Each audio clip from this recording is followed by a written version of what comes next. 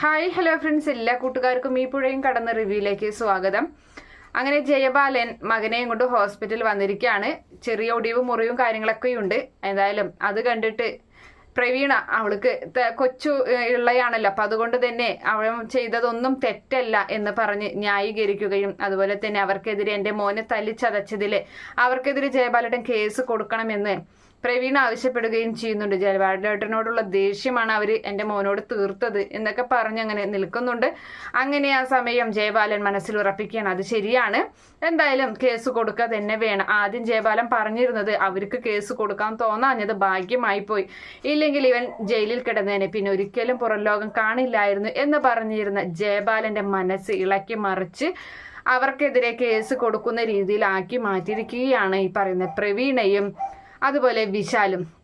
അങ്ങനെ അവർക്കെതിരെ ജയബാലൻ പോയി പോലീസ് സ്റ്റേഷനിൽ റിട്ടേൺ കംപ്ലൈന്റ് തന്നെ എഴുതി കൊടുക്കുകയാണ്. തൻ്റെ മകനെ ആ തയ്യൽ കടക്കാരൻ വിനീതൊക്കെ കൂടി വിനീത് ചേർന്ന് തല്ലിച്ചതച്ചു. അപ്പോൾ ഒരിക്കലും നിവിൻ്റെ പേര് അവിടെ പറയുന്നില്ല, കാരണം നിവിനെ അറസ്റ്റ് ചെയ്ത് കഴിഞ്ഞാൽ സ്വന്തം പെങ്ങളുടെ മകനാണ്, അപ്പം പെങ്ങൾക്ക് അത് വേദനയാകും. അതുകൊണ്ട് തന്നെ നിവിൻ്റെ പേര് പറയുന്നില്ല, പകരം വിനീതിൻ്റെ പേര് മാത്രമാണ് പറയുന്നത്. അങ്ങനെ വിനീതിനെ പോലീസ് അറസ്റ്റ് ചെയ്യാൻ വേണ്ടിയിട്ട് പോലീസ് ജീപ്പിൽ പോലീസ് വരികയാണ്.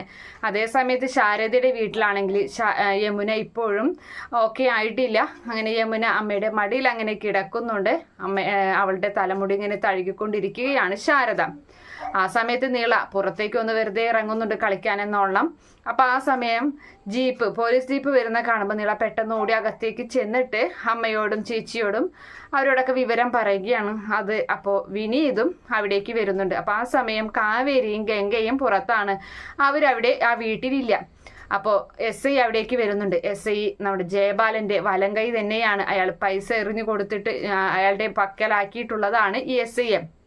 അതുകൊണ്ട് തന്നെ SI വന്നിട്ട് പറയുന്നുണ്ട്, എനിക്ക് ഇവനെ കൊണ്ടുപോകാനാണ് ഞാൻ വന്നത്. ഇവൻ ആ ജയബാലന്റെ മകൻ വിശാലിനെ തല്ലിച്ചതച്ച് കൊല്ലാറാക്കി എന്നാണ് ജയബാലൻ നേരിട്ട് വന്ന് റിട്ടേൺ കംപ്ലൈന്റ് എഴുതി തന്നിട്ടുണ്ട് എന്നിങ്ങനെ പറഞ്ഞ് വിനീതിനെ ഷർട്ടിന് കുത്തനെ പിടിച്ച് അവിടെ നിന്നും പോലീസ് ജീപ്പിലേക്ക് കയറ്റിക്കൊണ്ടു പോവുകയാണ്. അപ്പം ശാരദയും നിളയും അമ്മൂമ്മയും യമുനയ്ക്കാണ് ഏറ്റവും കുറ്റബോധം. അങ്ങനെ അവരങ്ങനെ കരയുകയും ചെയ്യുകയാണ്.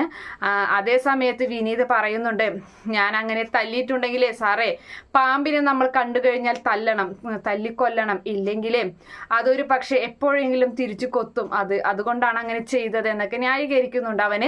അങ്ങനെ ആ സമയത്താണെങ്കിൽ വേഗം തന്നെ ശാരദ കാവേരിയെ വിളിച്ച് വിവരം പറയുകയാണ്. കാവേരിയോട് വിനീതിനെ പോലീസ് അറസ്റ്റ് ചെയ്ത് കൊണ്ടുപോയ കാര്യം പറയുന്നുണ്ട്. പെട്ടെന്ന് തന്നെ ഗംഗയും കാവേരിയും കൂടി പോലീസ് സ്റ്റേഷനിലേക്ക് ചെല്ലുകയാണ്. അപ്പോൾ അവിടെയാണെങ്കിൽ വിനീതിനെ സെല്ലിലൊക്കെ ഇട്ടിരിക്കുകയാണ്. അപ്പോൾ ആ സമയം സെല്ലിലല്ല, പുറത്തങ്ങനെ ഇരുത്തിയിരിക്കുകയാണ്. അപ്പോൾ ഗംഗ ഓടിച്ചെന്നിട്ട് വിനീതിൻ്റെ അരികിലേക്ക് വിനീതേട്ട എന്ന് പറഞ്ഞിട്ട് അവൾക്ക് ഭയങ്കര സങ്കടം ഉണ്ട്. അങ്ങനെ അവൾ ചെന്നതിനെ കെട്ടിപ്പിടിക്കുകയൊക്കെ ചെയ്യുന്നുണ്ട്. അപ്പോൾ ആ സമയത്ത് കാവേരി ആണെങ്കിൽ SIയുടെ അരികിലേക്ക് ചെന്നിരിക്കുകയാണ്. എന്തിനാ സാറേ വിനീതേട്ടനെ അറസ്റ്റ് ചെയ്തത് എന്ന് ചോദിക്കുന്നുണ്ട്. അപ്പോൾ കാര്യങ്ങൾ ഇങ്ങനെ പറയുകയാണ്. അപ്പോൾ ആ സമയത്ത് സാറേ, ഈ കാവേരിക്ക് വേണ്ടപ്പെട്ട മുതൽ ഏത് പെട്ടിയിൽ അടച്ചാലും ഏത് വെള്ളപ്പൊക്കത്തിൽ ഒഴുകിപ്പോയാലും അത് തിരിച്ചു പിടിക്കാൻ ഈ കാവേരിക്ക് അറിയാം. അത് എൻ്റെ കൈകളിൽ തന്നെ എത്തും. അതുകൊണ്ട് സാറൊന്ന് കരുതിയിരുന്നോ.